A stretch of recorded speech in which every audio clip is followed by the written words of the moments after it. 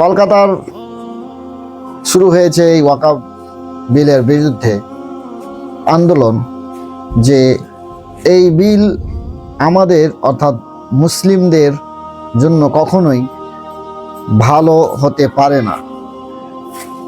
এই bill pass হয়ে যাওয়ায় আশঙ্কা রয়েছে এই সরকার কোনো এক সময় আমাদের মুসলিমদের প্রপার্টিকে, যে পার্সোনাল ওয়াকফ কোনো এক মুসলিম ভাই আমাদের দ্বীনের জন্য যে দান করে গেছে প্রপার্টি, জায়গা, সেই জায়গাগুলো এখন সরকার নিজের কন্ট্রোলে করে রাখতে চায় এবং কোনো এক সময় হয়তো এটাও আইন জারি করে দিতে পারে যে সরকার এখানে যেমন চাইবে তেমনভাবে এখানে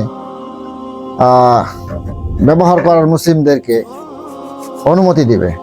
যেমন আমরা দেখি বিভিন্ন ট্যুরিস্ট প্লেস রয়েছে যেগুলো সরকারেরই কোনো এক ডিপার্টমেন্টের আন্ডারে দেখাশোনা হয়, সেখান থেকে যা আয় হয় সে আয়গুলো সরকার ফান্ডেই জমা হয়। তো আশঙ্কা রয়েছে এরকম একটা জিনিস ঘটে যাওয়ার, তাই এই বিল মুসলিমদের জন্য কখনোই ভালো হতে পারে না।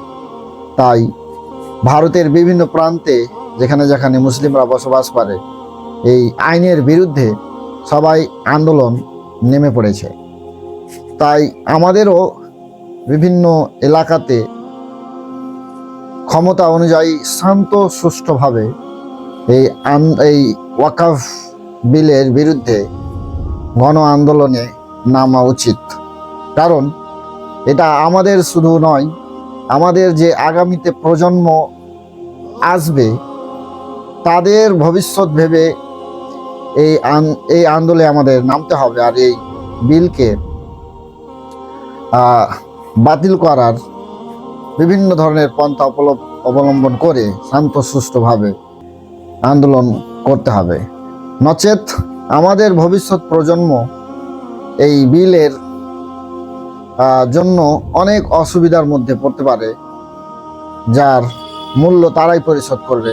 আর আমাদেরকে ইতিহাস কখনোই ক্ষমা করবে না যে আমরা কেন এর বিরুদ্ধে আন্দোলন বা প্রোটেস্ট করিনি। তাই আমাদের এখন উচিত এমনকি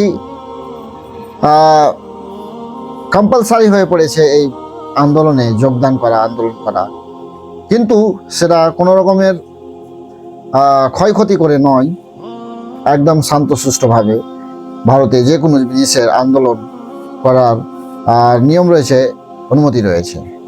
তো এই ভিডিওটি দেখতে পাবেন যে কেমন মানুষ কিভাবে আন্দোলনের পথে নেমেছে।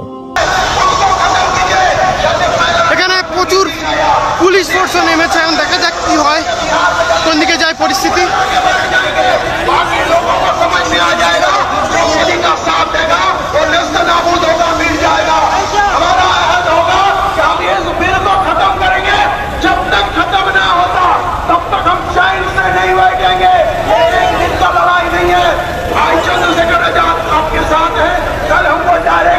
वीडियो कॉलिंग में इंफॉर्मेशन दिया पूरे मुल्क भर में पूरे ताकत के साथ नीला झंडा को बना